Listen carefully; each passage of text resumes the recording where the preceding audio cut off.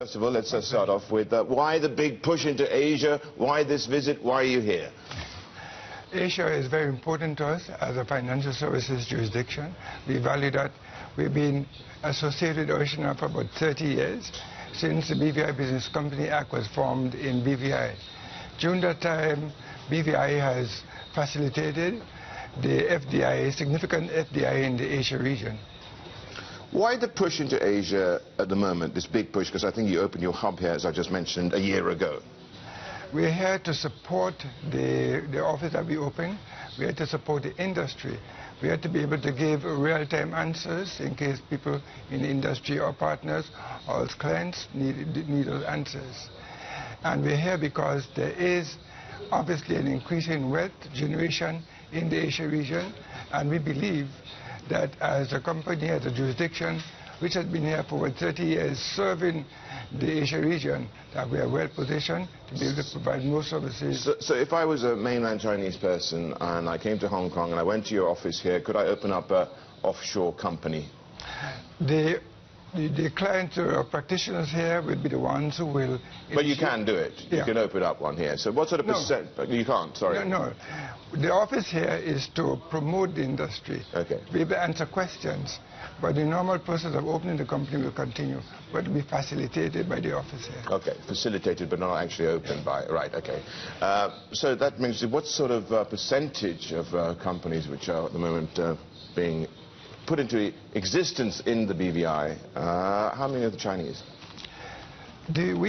According to the 2020 report, we are called one of in fact, the most important financial services jurisdiction in the world.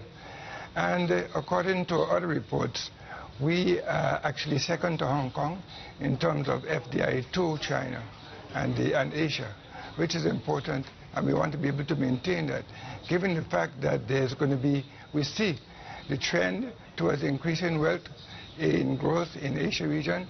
We think it's important for us to be here, to be able to take advantage of that, be able to advise clients and be able to demonstrate a diverse range of activities which we offer. Yeah, I mean, ever since the GFC, the events of 2008 and beyond, there's been a lot of focus on offshore centres such as yourself. What future does something like the BVI have longer term?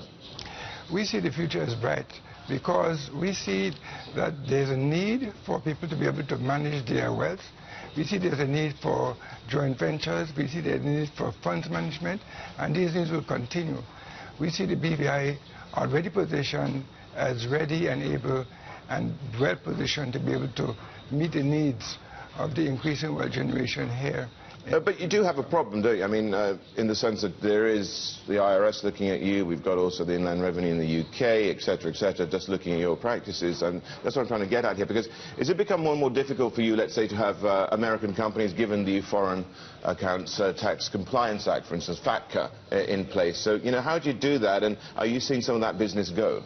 No, let's speak about FATCA. In FATCA has worldwide application. Yes. And therefore, nobody should leave BVI to go to another jurisdiction because the same thing will apply. And as we move on with all the new initiatives that are coming along, they all will have worldwide applications. And therefore, as we all move along together, there should be no disadvantage to the BVI, you know, as we adopt some of these new regulations. All right, so in that case, it's a competition. So who's your biggest competitor out there at the moment? I mean, you're here in Hong Kong. Hong Kong is responsible for a lot of onward investment, correct? Yes, but we are good partners with Hong Kong and with the other jurisdictions. We see ourselves as being one of the leaders jurisdictions in financial services, and we measure that against ourselves, and we aim to continue to grow, to be able to provide the services that we are so able to provide in the Asia region. Okay, well, Prime Minister, that brings me on to another question here, which is, you know, how much money is there? I mean, I think we've got, in 2010, the IMF estimated that BVI companies hold $615 billion in assets. Now, many think it's much higher than that. Can you tell us? Because, I mean, we don't know. Nobody knows how much money there is. You must do as Prime Minister. No, well, that is not correct. The reality is what BVI does is facilitate the flow of monies. That it facilitates FDI. Well, you must be aware of the trade flows then and the money flowing in and out. Yeah. you know, I can give you rough figures, but I can't give you precise figures. But there's no money in BVI. We facilitate the flows of money. Okay, so give us an idea roughly then of how much. Maybe, I don't know, maybe 6. I really can't give you a figure. Okay. Right? I'd be hard-pressed to do that without being, and try to be accurate. But what I can say is that we do facilitate the flows of money. And we also see that there's an increased FDI from China, outward FDI, which would be really in a position to be able to facilitate even more.